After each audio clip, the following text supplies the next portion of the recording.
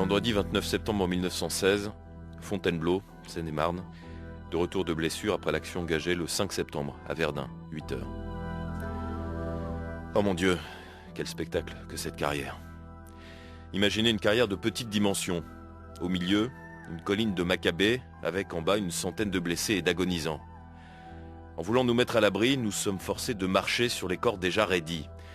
Des sentiers ont dû être tracés à travers cette colline humaine, cette babelle de cadavres arrosés de chaux et en décomposition, d'où s'exhale une odeur épouvantable. De temps en temps sortent des râles et des rires mêlés aux chansons d'agonisants en délire. La veille, les nègres avaient attaqué, et beaucoup mouraient là, en luttant, dans leur langue, avec la mort lente qui venait les prendre. Nous sommes devant l'ossuaire de Douaumont, ici à Verdun, avec Antoine Rodriguez. Antoine, bonjour. Bonjour. Vous êtes directeur adjoint Histoire au Conseil général de la Meuse. Oui, tout à fait. Devant nous, donc, pendant plusieurs mois, ça a été l'enfer. C'est le plus grand choc frontal que les deux nations ont eu de toute leur histoire. Ce choc a fait 300 000 morts français et allemands. Morts et disparus, puisque la moitié des hommes n'ont pas été retrouvés. Et 400 000 blessés, donc en fait c'est l'équivalent de 700 000 victimes. Imaginons que sur les antennes de radio, on entende tous les jours un bulletin d'information sur la bataille de Verdun. Et pendant 10 mois, pendant 300 jours, tous les jours, on ouvre le journal en disant « Aujourd'hui Verdun, 1000 morts ».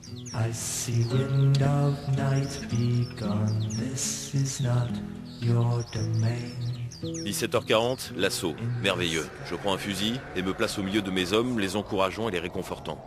Dans un seul élan, tout le monde sort, sans un bruit. Dans un silence de cathédrale, au pas accéléré, presque comme à la parade.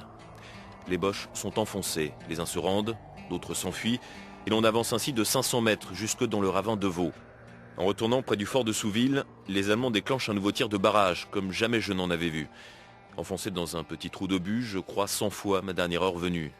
Une chance inouïe me fait une fois encore en réchapper. Mais en me relevant, je découvre ce qu'il reste d'une corvée de ravitaillement, surprise par les tirs de 210. Presque un homme étendu raide dans chaque trou. Un peu plus loin, le terrain est comme brûlé, couleur terre de sienne, couleur uniforme avec, s'en détachant, des points bleus et verts. Ce sont des cadavres.